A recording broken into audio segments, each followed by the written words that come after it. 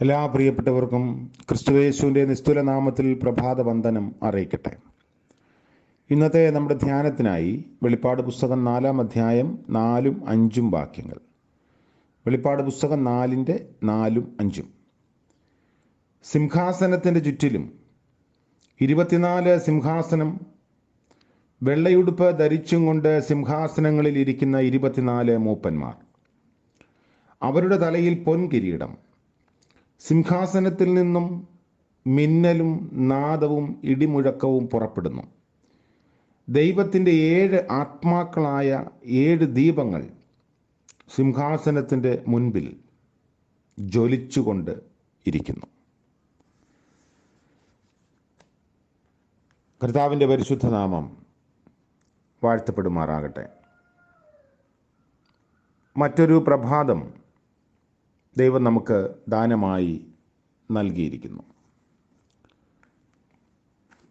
വെളിപ്പാട് പുസ്തകത്തിൽ ശക്തമായ പ്രത്യാശ നിറഞ്ഞ ദർശനങ്ങളാണ് സഭയ്ക്ക് നൽകുന്നത്. നമ്മൾ വായിച്ച വേദഭാഗം ദൈവ സിംഹാസനവും അതിനോട് ചുറ്റി നിൽക്കുന്ന മറ്റ് സിംഹാസനങ്ങളും 24 മൂപ്പന്മാർ എന്ന വിശേഷണങ്ങളാണ്. വെളിപ്പാട് പുസ്തകത്തിലെ പ്രസിദ്ധമായ ഒരു വാക്യമാണിത്. പലതരം ദുർവ്യാഖ്യാനങ്ങൾക്കും ഇത് വിധേയപ്പെട്ടിട്ടുണ്ട്. 24 മൂപ്പന്മാരും 4 ജീവികളും എന്താണ് അർത്ഥമാക്കുന്നതെന്ന് പരിശോധിക്കേണ്ടിയിരിക്കുന്നു. കൃത്യമായ അർത്ഥം പറയാൻ ബുദ്ധിമുട്ടുള്ള അനേകം കാര്യങ്ങൾ ഇതുപോലെ വെളിപാട് പുസ്തകത്തിൽ ഉണ്ട് എന്നതാണ് പരമാർത്ഥം. 24 മൂപ്പന്മാർ വെള്ള നിലയങ്കി ധരിച്ച് തലയിൽ കിരീടം വെച്ച് സിംഹാസനത്തിന് ചുറ്റും ഇരിക്കുന്നതാണ് ദൃശ്യം. പലയിടങ്ങളിൽ ഈ ഒരു കാഴ്ചയുണ്ട്. അവർ കിരീടങ്ങളെ സിംഹാസനത്തിൻ്റെ മുൻപിൽ ഇടുന്നു. 4-ാം അധ്യായത്തിൻ്റെ 10-ാം വാക്യത്തിൽ അത് വായിക്കുന്നു. അവർ നിരന്തരം ആരാധിക്കുകയും സ്തുതിക്കുകയും ചെയ്യുന്നു. വളരെ മനോഹരമായ ആകർഷകമായിട്ടുള്ള ഒരു കാഴ്ചയാണ്. അവർ വിശുദ്ധന്മാരുടെ പ്രാർത്ഥന ദൈവത്തിൻ്റെ അടുക്കലേക്ക് കൊണ്ടുവരുന്നു. 5-ാം അധ്യായത്തിൽ അത് വായിക്കാം. അവരിൽ ഒരാൾ ദർശനങ്ങൾ വ്യാഖ്യാനിച്ചു കൊടുക്കുന്നു എന്ന് 7-ാം അധ്യായത്തിൽ പറയുന്നു. ഇതേപ്പറ്റി പല വിധത്തിലുള്ള വ്യാഖ്യാനങ്ങൾ നിലവിലുണ്ട്. ഒന്നാമത് പറയുന്നത്, പഴയ നിയമത്തിൽ ദൈവത്തിൻ്റെ ചുറ്റും ഒരാലോചനാ സഭയുണ്ട്. ദൈവം സിംഹാസനത്തിൽ ഇരിക്കുന്നതും സകല സ്വർഗീയ സൈന്യങ്ങളും അവൻ്റെ വലത്തും ഇടത്തും നിൽക്കുന്നതും പ്രവാചകൻ ദർശിക്കുന്നു. ഇയ്യോബിൻ്റെ പുസ്തകത്തിൽ ദൈവപുത്രന്മാർ ദൈവത്തെ കാണാൻ വരുന്നു എന്ന് പറയുന്നുണ്ട്. ദൈവം അവൻ്റെ മൂപ്പന്മാരുടെ ഇടയിൽ പ്രതാപവാനായി വാഴുന്നതായി യെശയ്യാ പ്രവാചകൻ 24-ാം അധ്യായത്തിൽ ചൂണ്ടിക്കാട്ടുന്നു. വിലക്കപ്പെട്ട കനി തിന്നുന്ന ആദാം നമ്മളിൽ ഒരുവനെ പോലെ ആയിത്തീർന്നിരിക്കുന്നു എന്ന് ദൈവം പറയുന്നത് ശ്രദ്ധേയമാണ്. ഉൽപ്പത്തി പുസ്തകം 3-ാം അധ്യായം 22-ാം വാക്യത്തിൽ. ദൈവത്തിന് ചുറ്റും ആലോചന സഭ എപ്പോഴും ഉണ്ടായിരിക്കുമെന്ന പ്രാചീന മതചിന്തയായിരിക്കാം ഒരു പക്ഷേ 24 മൂപ്പന്മാരുടെ സംഘത്തെ ദർശിക്കുന്നതിന് കാരണം എന്നതാണ് നിലനിൽക്കുന്ന ഒരഭിപ്രായം. രണ്ടാമതായി കാണുന്നത്, യഹൂദന്മാർ ബാബിലോണിലായിരുന്നപ്പോൾ ബാബിലോണിയ സംസ്കാരവുമായി സംസർഗം വളരെ അനിവാര്യമായിരുന്നു. ഇത് വേദപുസ്തക ലേഖകന്മാരുടെ ആശയ രൂപീകരണത്തിന് പ്രേരണയേൽത്തിയിരിക്കാം.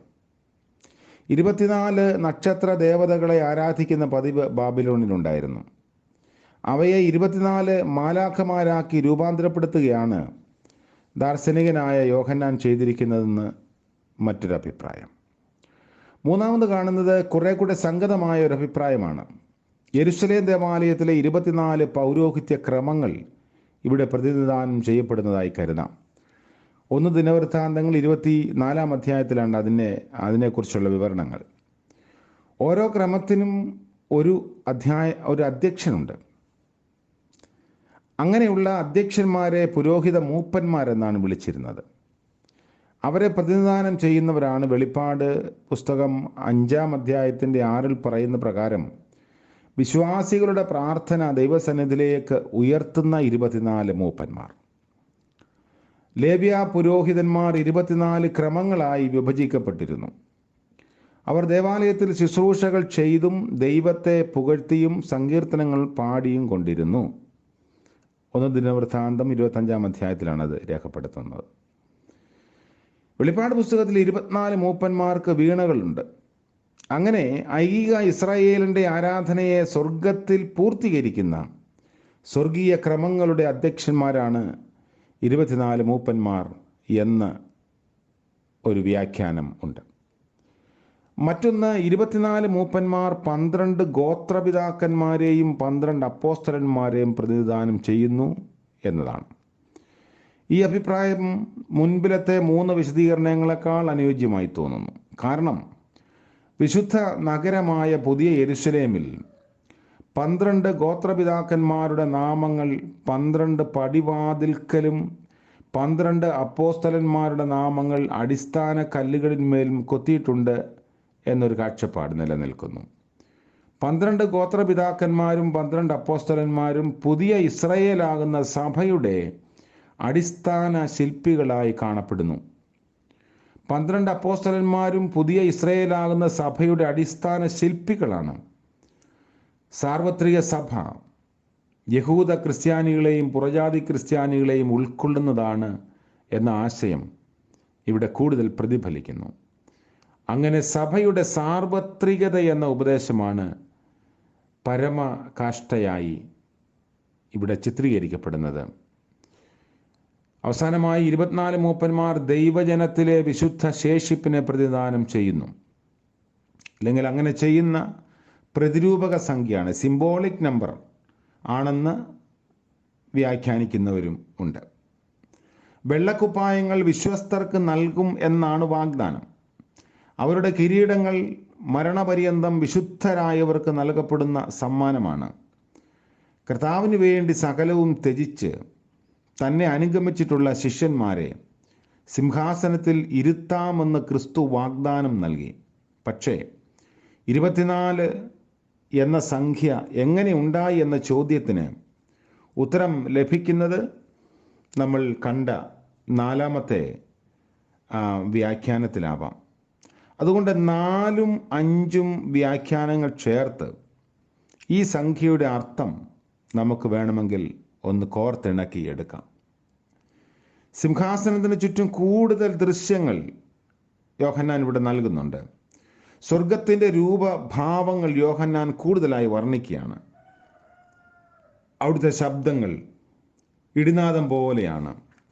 ഇടിനാദവും മിന്നലും സാധാരണയായി ദൈവ സാന്നിധ്യത്തിൻ്റെ പ്രതീകമായി പഴയ നിയമത്തിൽ പല ഭാഗങ്ങളിൽ ചിത്രീകരിക്കുന്നു.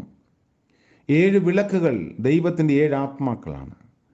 സിംഹാസനത്തിൻ്റെ മുൻപിൽ 7 ആത്മാക്കളെ നമ്മൾ കാണാം. 7 ആത്മാക്കൾ പരിശുദ്ധാത്മാവിൻ്റെ 7 വിധ ഫലങ്ങളാണെന്ന് മനസ്സിലാക്കുന്നത് കുറച്ചും കൂടെ അനുയോജ്യമാണ്. 7 സഭകളിൽ പരിശുദ്ധാത്മാവ് പ്രവർത്തിച്ച് ഓരോ സഭയ്ക്കും അനുയോജ്യമായി ഫലപ്രാപ്തിയിൽ എത്തിച്ചേരുന്നു.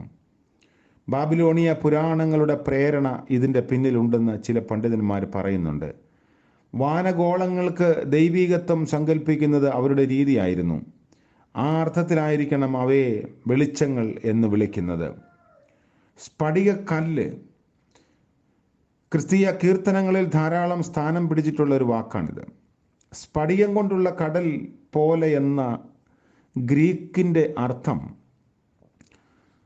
പൂർണ്ണമായി വിവരിക്കാൻ വിഷമമുള്ളതും സ്ഫടിക സമുദ്രത്തോട് മാത്രം ഉപമിക്കാവുന്നതുമായ ഒരു ദൃശ്യം എന്നതാണ്. എന്നാൽ യോഹന്നാന് ഈ ഉപമ എങ്ങനെ ലഭിച്ചു എന്നതിനെക്കുറിച്ചും പല അഭിപ്രായങ്ങൾ നിലവിലുണ്ട്.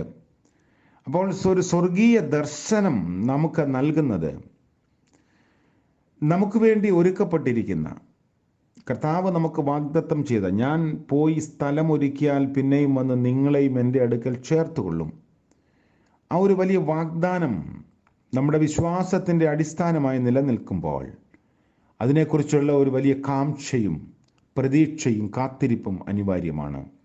ഭൂമിയിലെ കഷ്ടങ്ങളിൽ നിന്ന്, പീഡനങ്ങളിൽ നിന്ന് ദൈവം തൻ്റെ സഭയ്ക്ക് നൽകാനായി കാത്തുവച്ചിരിക്കുന്ന ആ വലിയ സ്വർഗീയ അനുഭവങ്ങളുടെ ദർശനം ശ്വാസ ജീവിതത്തെ കൂടുതൽ മിഴിവുള്ളതാക്കാൻ നമ്മെ സഹായിക്കുന്നു.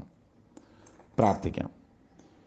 കരുണ നിറഞ്ഞ വാഴ്ത്തപ്പെട്ട ദൈവമേ, സ്വർഗീയ പിതാവേ, അനുഗ്രഹം നിറഞ്ഞ മറ്റൊരു പ്രഭാതം കൂടെ ഞങ്ങൾക്ക് ദാനമായി നൽകിയതോർത്ത് ഞങ്ങൾ അങ്ങയെ മഹത്വപ്പെടുത്തുന്നു.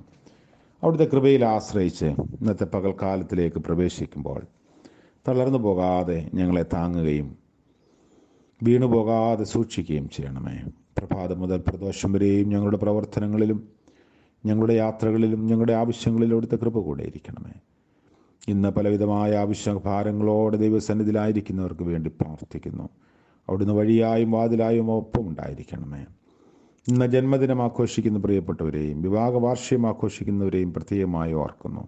കർത്താവിൻ്റെ കരുണയിൽ സൂക്ഷിക്കണം. യേശു മശിഹയുടെ നാമത്തിൽ പ്രാർത്ഥന ദയവോടെ കേൾക്കുമാറാകണമേ. ആമേൻ. ത്രിയേക ദൈവത്തിൻ്റെ അനുഗ്രഹവും കൃപയും നമ്മെല്ലാവരോടും കൂടെ എന്നേക്കും ഉണ്ടായിരിക്കുമാറാകട്ടെ. ആമേൻ.